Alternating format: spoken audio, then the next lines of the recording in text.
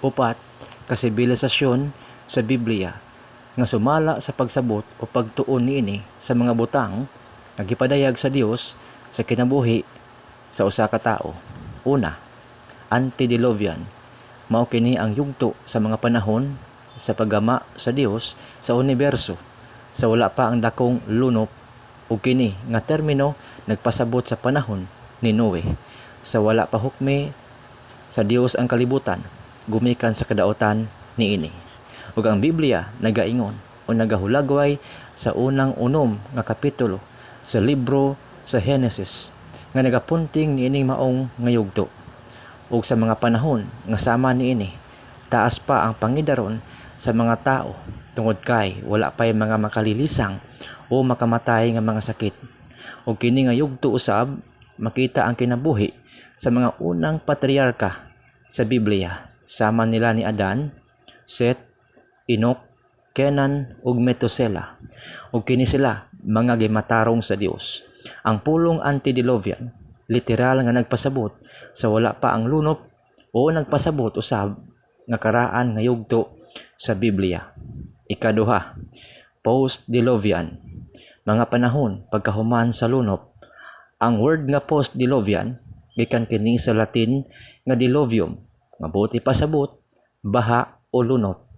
Kini nga yugto nagahulagway sa usa ka tawo o butang nga nilungtad human sa lunop.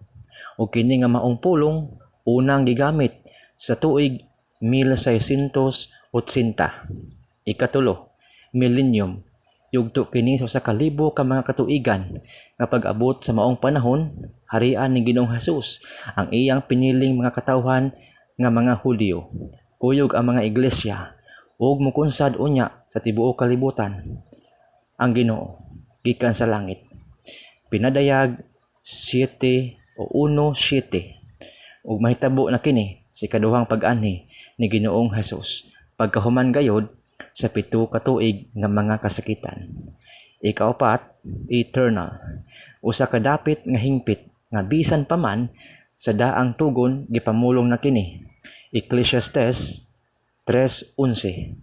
Balaan nga ideya sa Dios nga ibutang gayud niya sa balaang dapit ang mga binuhat nga iya nang gipatikan. Ang Biblia nagaingon nga ang Dios nilungtad na gayod sukad pa man sa sinugdanan. Ang Hebreo nga pinulungan nga ulam gitranslate kini sa eternity.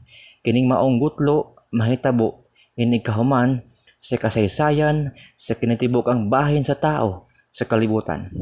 Ug ang Dios magbutang gayod sa iyang gibalaan ngadto sa dapit nga way katapusan nga mao ang langit.